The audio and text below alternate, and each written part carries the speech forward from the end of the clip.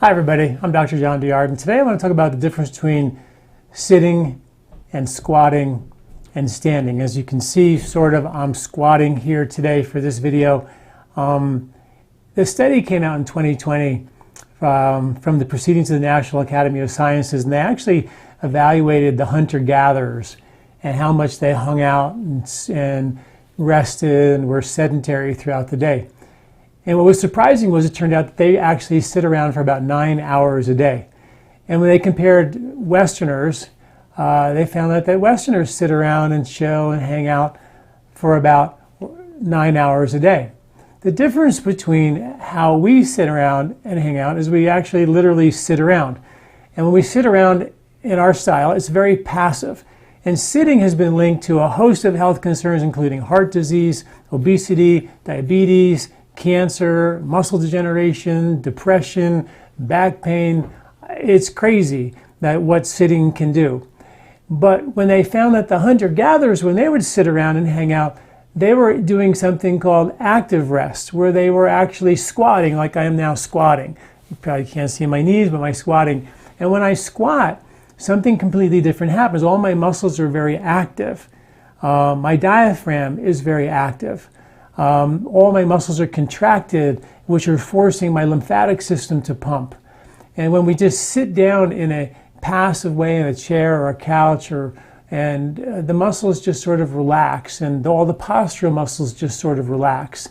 And this creates a lot of sluggishness in the circulatory system, particularly in the lymphatic system. And the major pump for the lymphatic system in the body is your diaphragm. And the diaphragm is critically important. So when we sit in our normal slouch position, the rib cage gets pushed down, pushes into the diaphragm, and it makes the diaphragm pre-contracted. It pushes it down into the ribs push it down as we slouch in a chair. It pushes it down into a contracted position. And then when we try to contract diaphragm, it's already kind of pushed into a halfway contracted position, so it can't completely inflate the rib cage. So the rib cage never really gets fully inflated. And the rib cage has a thing like a balloon called elastic recoil. It always wants to squeeze down on the heart and lungs, getting tighter and tighter and tighter, forcing the air out, right? But the only way that rib cage opens up and fills all 5 lobes of your lungs is when the diaphragm contracts fully. But when we sit in a passive manner, the rib cage is kind of driving into the diaphragm, making it very difficult for the diaphragm to contract fully, and therefore we don't really fully inhale. And over time, the rib cage gets tighter, tighter. We start breathing more shallow, and we get into a whole host of problems, including over-breathing and snoring and sleep issues, not to mention the power of the diaphragm to pump your lymphatic system out of your whole abdomen, out of your breast. It's the #1 lymphatic pump in your body. So if you're not breathing properly, it's really critical. So when you squat in this situation, you can see, or you can kind of feel when you get into a squatting position, your diaphragm is working really hard to fully contract. So it's literally being exercised. Everything, your floor of the pelvis, which is another diaphragm, is actually being contracted. Your leg muscles are contracted. Everything is extremely active, not to mention your balancing postural muscles are also very active as well. So you may want to think about, the very best you can, spending some time in a squatting position. Whether instead of after dinner, go to the couch and lie down and watch the whatever, maybe go to the couch and sit and squat for a little while and allow that squatting position to really help activate, a digestive process, helps force your lymphatic system to move better, help make your diaphragm contract and relax better. And it's just kind of good in so many, many ways. And there's kind of really good science behind it. Now, I know that a lot of folks can't squat because their knees are achy and a little bit stiffer than you like.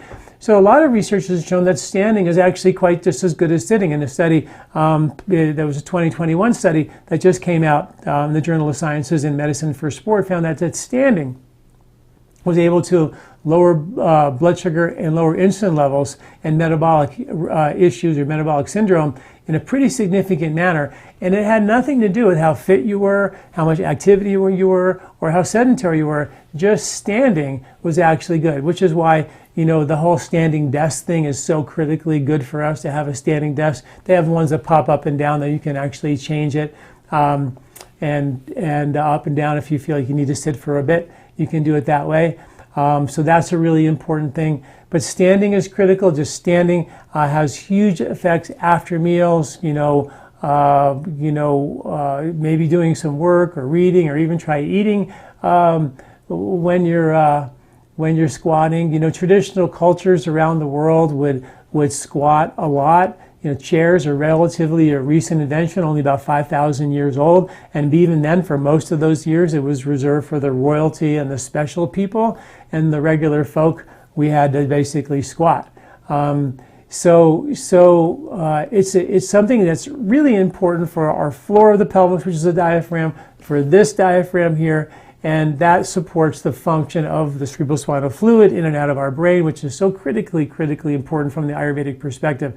So please think about squatting. If you can't squat, stand, and you may even want to think about having some type of walking machine or device or something in your living room, where after you eat, you can go, just particularly in the winter coming, you can actually go for a walk right after you eat, because that's also critically important. I wrote an article about the benefits of walking after your meals. The science is overwhelming. Ayurveda was all about taking at least 100 steps after every single meal to make sure that we increase that circulation, because the impact after food on your endothelium, the lining of your arteries, is so intense that you really want to give the body a break to support that. Plus, when you go for a walk after a meal, the muscles don't require insulin. So the muscles are needing sugar, so they're going to take the sugar right out of your blood, and they're going to bypass the need for any insulin issues or blood sugar issues whatsoever.